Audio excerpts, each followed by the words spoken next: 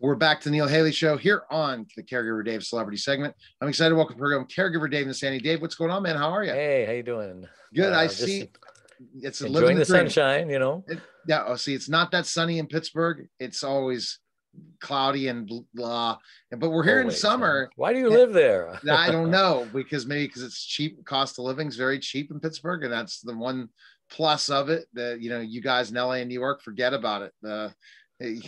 You got to be very, very wealthy to live in these areas. But I'm excited about our guest today, because what our guest is trying to do, and he's going to tell us about the book, but I'm going to introduce him more about why I'm excited to interview him, is because he loves marketing, and he has a marketing agency. But he says you can market any type of age. It doesn't matter. And he really can market to the boomers as well. So I'm excited to welcome him, Peter Hubbell. Peter, what's going on? How are you? Hey, how are you? TGIF. Awesome. Yes, exactly. So let's kind of go to your background before we get to the book. But I like the fact that you talk about honing in on specific target areas. The avatar is such an important thing that so many people forget about, and they don't learn when they're marketing their specific product or service to that avatar, and they can't figure it out. That's what keeps you in business all the time, right, Peter? Yep. So I've spent a career in the advertising business. It's measured in decades at this point. I've worked at all the large global agencies. I ran the General Mills cereal business as a member of the board of directors of Saatchi & Saatchi, had endless conversations about whether it's better to talk about cereal being crispy or crunchy, important topics like that. But with regard to specificity, the technology is fragmenting that industry. And so therefore you've got agencies servicing just about every kind of connectivity. And so I decided that I needed to be a specialist to really have a lot of fun and enjoy myself and experience the reward I was looking for. So 10 years ago, I launched an agency dedicated to the baby boomer market, right? People of age are doing amazing things that they've never done before. They're the ones with all the wealth. They love brands, et cetera. So we had a great run doing that. We're leading the way in expertise in marketing to age. But then I sort of, the whole okay boomer meme really got to me, which is, here I am at the end of a career saying I've got a lot of valuable experience in marketing to share with younger generations. And instead of having intergenerational sharing, there's intergenerational strife. So that's when I decided to launch Apply You, which is a marketing and branding driven approach to helping young job applicants market their way to their first job. Interesting. Go ahead, Dave, your next question. Yeah, the problem I see with today is the universities, because they're not really equipping people to get jobs. They're indoctrinating people politically. What do you think about that? Well, I was talking to a member of a board of director of two different colleges last week, and he said they're very aware of the fact that they're not serving the undergraduates well, not preparing them. And when it comes time to do something about it, they're still mired in these traditional tactics. They're still 40 years ago when I went through the process, it was the same as it is now. They tell you to build experience, right? Go out and do those summer internships, build a resume, put it together, make it look really good, send it to employers who you're interested in working for, hope and wait that you get an interview, hope and wait that you do a good job in the interview. And this, to me, that's just not a winning strategy. So especially when you go into the $300,000 debt, because that wasn't always the case. Yeah, what we say is you're still one class short of your first job. So that was good. so go, Peter. So really, that for me, the other thing I should mention is it's incredibly gratifying at this stage of my career to be in a teaching role, to be working with young Gen Z aspirants who appreciate what we have to offer. These kids are incredibly motivated.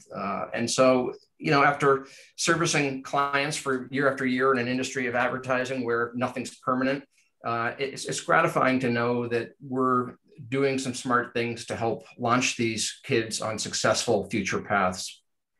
It's tough. The resume process is tough. And now when I'm hiring people, now myself and Dave, as well as entrepreneurs, we hire people. We see that kids today, they'll apply to 1,000 places. When Dave and I would look for a job back in the day, even when I was a teacher, I apply a ton. But before that, for other jobs, I maybe apply 10 places. Now they're applying thousands and thousands of places. And then they don't understand when they put that stamp on of, hey, I'm interested in the interview, they're doing it like they're doing it in social media. Why is that wrong? Because I'm seeing it already from my applicants for a social media manager position for my company, that they're not reaching the point of understanding how to really customize themselves and really market themselves so that they really apply only to jobs they're very interested in. Well, think about it, right? We have this thing called the Common Application for College now. So it's the same thing. Crank out that common app. And what we're telling those kids is you've got to have an uncommon approach to the Common Application, right? There is in the series of essay questions. So again, you've got everybody answering the same essay questions, right? How do you possibly stand out? And so, they do give you an open-ended question. So we say to them, think ahead about the kind of experience you're going to need. Don't just do an internship, right? Create an experience for yourself that's something interesting that gives you something to talk about. So when an interviewer says to you, or whether it's college or the job after college, tell me a little bit about yourself, you can do something more than say, my name's Peter Hubbell and I'm interested in a position at your company. So let's say you want to go out, create a GoFundMe, and you want to retrace the footsteps of John Muir's trip up the interior passage of Alaska, founder of the Sierra Club.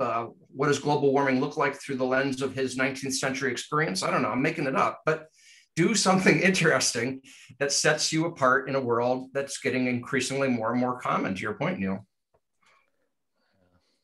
What are your thoughts, Dave, on that?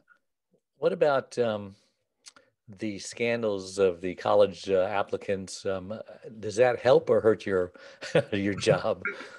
No, I think it helps us. We're very sensitized to that. But what we're saying is we're going to give these kids the tools they need, right, to be the very best they can be. We're not creating their personal brand for them. We are giving them the tools to create it for themselves. Because when you have, and it all begins with self-discovery. A lot of these kids are saying, oh my God, I took your surveys. I learned things about myself that I never knew. So we're really helping them realize who they are and putting the self and self potential. So this is so interesting for me, this topic. And I mean, I like I said, I'd like to have Peter on just to talk marketing, or we'll just have to bring him on Clubhouse, come on stage and be an expert on stage with me. And that would be awesome, because I would just want to take notes, because someone as knowledgeable as you understand it, that they don't understand the elevator pitch. I mean, anyone, even entrepreneurs. Tell me 2 minutes about who you are, what you do, and why should we hire you? Well, that's the same thing if you're an entrepreneur versus if you're looking for a job interview. The problem, I think, is that everyone looks at there's a process to going to college. I want to get good grades. I want to be able to graduate with high honors, but we all look the same, as you brought up. So to differentiate yourself, you can find these people with unbelievable resumes. You put them in front of people and they don't show themselves. Here's an example. I interviewed somebody, we're probably going to hire her, but she is a social media influencer, but she didn't mention it on her resume. You're applying for a social media manager position and you don't say you're already a social media influencer. So that would differentiate you in the bowl. She shows up, very plain. Then you go onto her Instagram and see a totally different person. I would say you got to live your brand. If you're going to put on your resume and you're a social media influencer, put that in your resume. Why hire me? Because I'm going to help you increase X, Y, and Z because of what I've done X, Y, and Z. Do you agree with me on that? Don't get me started, Neil. I was just last week, I was talking to two friends. One is a Duke alumnus, the other is a Harvard alumnus. They both interview in their state for the college application process. They said, I've been doing this for 15 years. I've been asking the same question of all these applicants. Simple question, right? These are Harvard and Duke aspirants. Tell me a little bit about yourself. They both said they've never gotten an elevator speech by asking that question. Now, to me, that question's coming. It's the biggest softball in the world, right? Why wouldn't you be working on that elevator speech? I think some people often say to me, okay, these are talented kids. To your point, Neil, great experience and everything. What's getting in the way? I think what gets in the way is this mentality that the interviewer is holding all of the cards. This is a serious opportunity for me. They're asking questions that I can't predict. I have to do my best to answer them. I need to be serious and respectful. And anything that I might do to maybe break the mold and try to say something about myself or pitch myself, that they might not like that. And the reality is, think of these interviewers, that's all they do day in, day out. They see the same types of people. They ask the same questions. They hear the same answers. They're dying for the person who comes in and stands out by actually standing for something. Individuality. I'll bring up Clubhouse, Dave, and then I'm going to let you have your next question. Clubhouse. My bio is unlike anybody else's. I want to put the laundry list of things I do, but I don't want to do it like everybody else. And I get kind of ostracized for that. Everyone wants to be the same on Clubhouse, where we have all these accomplishments, all these different things. Ultimately, you look at the end, they don't have any accomplishments. They're just writing it down that they have accomplishments. There's nothing that differentiates saying, okay, I want to hire that person. Oh, I'm a digital marketing expert. I'm social media. I can make you X, Y, and Z. I can do this and that and the other. And you're looking at their bio and you're saying, what stands out? What matters? What's interesting? I was told when I need to improve my bio that you're bragging too much in your bio. I'm like, what? Are you kidding me? And this goes back to the mentality that everyone needs to be the same. And that's crazy, because as when Dave and I are sifting through resumes, or if you're looking to hire the right person that's more talented for a position that you wants to hire somebody way better than you are. So you don't have to manage them. You don't have to train them. They just go, especially if you're looking for a top level person. If we're seeing this strategy and not following Peter's strategy, we're in trouble. Dave, do you agree with me? Absolutely. Absolutely. I wanted to ask if Gen Zers are actually smarter, have higher IQ than baby boomers when they were that age, or are they just more familiar with technology and that makes them seem smarter? Oh, that could be treading in some dangerous waters here. There's a reason the okay boomer. And if they're smarter, why are they smarter? Right? Yeah, I don't know that I'm going to touch that one with the 10-foot rule. But I think that I said earlier, I said that these kids are driven, they're smart, they've been exposed to so many things that we didn't have the opportunity to be exposed to by way of technology.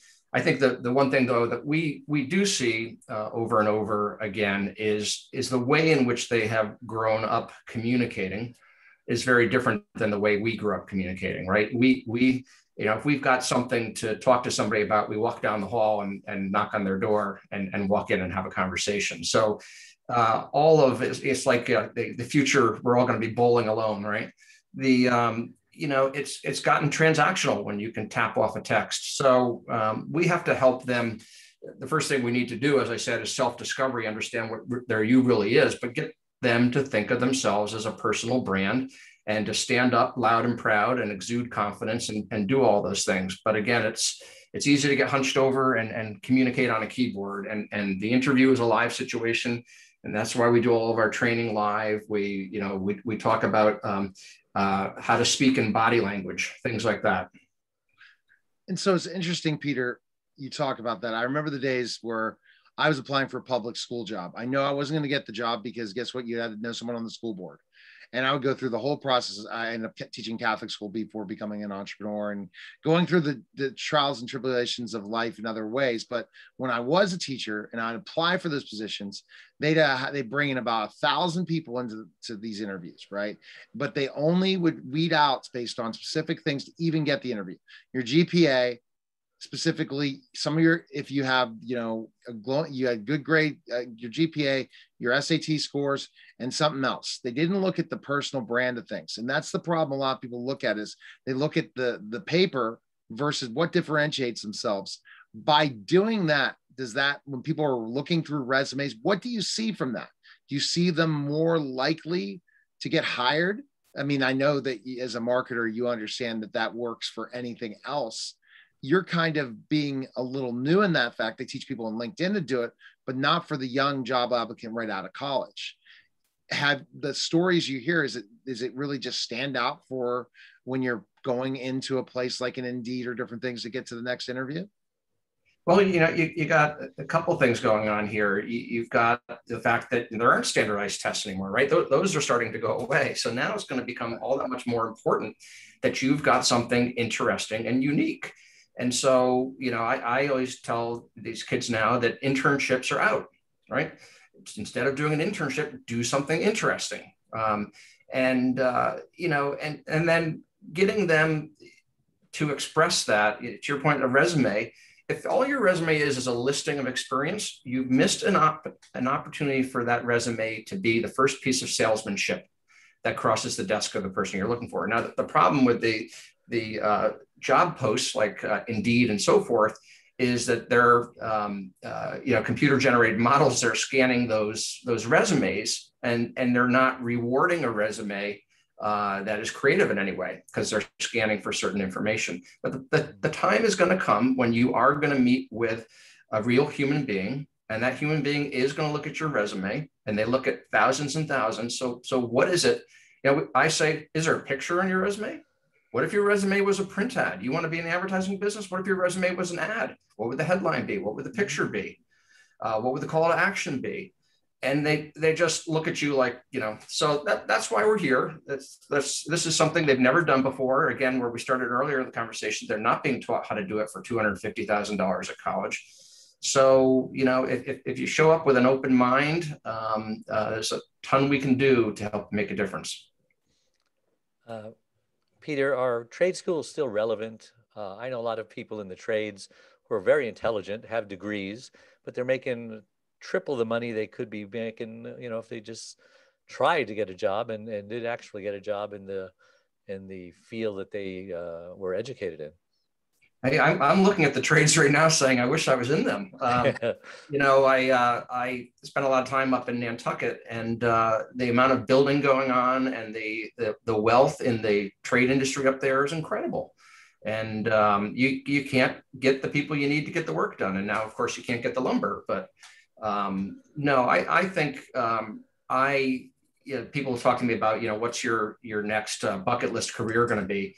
I think that this is a whole other podcast we could talk about, but I think there's been a decline in manual competency in our society, and what makes us as humans stand out versus all the other beings on this earth is our hands. But increasingly, we don't fix things, we don't repair things. It's a service economy. Things are downloaded. When we stop using our hands to do things and stop being manually competent, are we contributing to a potential decline in our supremacy of species? Another podcast, but I think manual competency, blue collar trades, hard work, really, really important stuff. How do you get involved in that? You decide that you want to, and instead of this, I'm going to get a job where I'm on the other end of a computer and so forth. No, I mean, how do you get involved in that? How do I? I don't know. It's another book. It's another book for Peter. All that free time I have. Thanks, Neil. You're welcome. You're welcome. That's what we were here to do, Peter. Now, so I think it's a great idea. I think LinkedIn has really shown what you're teaching is what LinkedIn wants. They want a great headline. They want something that differentiates themselves. So people find you on LinkedIn. It's a job marketplace, but it ultimately is the place where the people that are applicants have some success. Do you feel LinkedIn's another part of that strategic way to differentiate themselves? They're pretty active on LinkedIn? I think it is. I think it's a base that you have to check. I often think of LinkedIn and other free access marketplaces like that as a bit of tragedy of the commons, right? Which is, as long as there's no barrier to entry, then everybody's going to be there. And then we create a clutter that creates a sea of sameness and makes it harder to stand out. So it all comes back to that. How do you stand out? And, LinkedIn is a crowded cocktail party. Doesn't mean you're not going to go to that cocktail party because everybody else is there. But if you're going to stand out, that's going to be a challenge. Okay. All right, Dave, next question. Well, I was going to talk about caregiving and how caregiving is a dichotomy of what exactly you do, because we're unpaid to do the job. And yet we're one of the most important aspects of the medical community.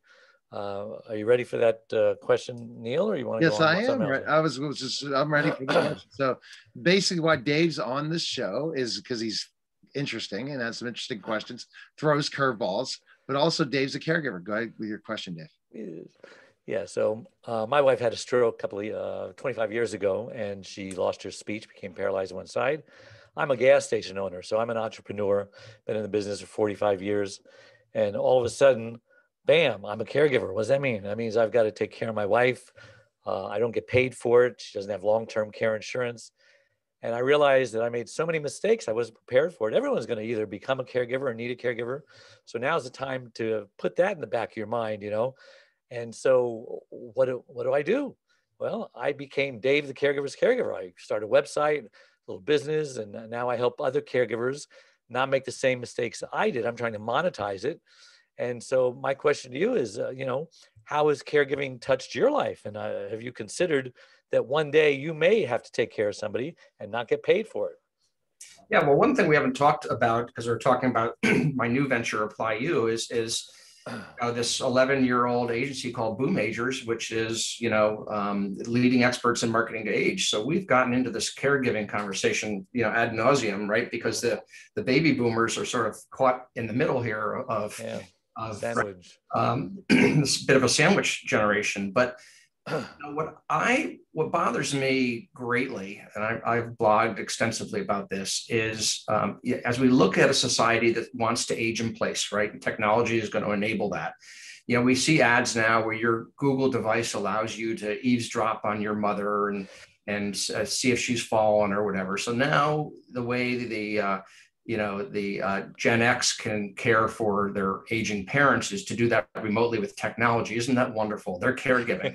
No, you're not, because we're taking the human element out. Care is a human administration of a human touch, the emotion of love. And so let's define what care really is. I know what you're doing is the real thing. It's genuine, it's hands-on. Boy, let's not let technology become a surrogate for what people of age want most, which is connectivity, love, association, and relationships. Amen. Good job. Good answer. Awesome. Okay. So Peter, where can we check you out, find information on your book and more about you? Where can we go? Applyu.com and BoomAgers.com. Awesome. And so what would you, last thing you would say to job applicants now? 3 things they could do right now to apply for a job, especially a job for me. Good. Yeah. Well, first thing is you need to be a marketer in today's job market, right? You need to stand out by standing for something. And 3, you need to realize that it's not just about being better than the other people or having better experience. You need to be different better. Okay, awesome. And really great information to definitely think about. And then looking at my kids and saying, you know what, differentiate yourself. There's so many different things. Everyone needs to, we can't be all the same. We have to have some special quality that makes us different so that we can stand out among the rest. So I appreciate you definitely coming by. Been a pleasure, gentlemen. All right. Likewise. Thanks again, Dave. And Thanks, Dave, again, caregiverdave.com. Take care, guys, and we will talk soon. Take care. Take care.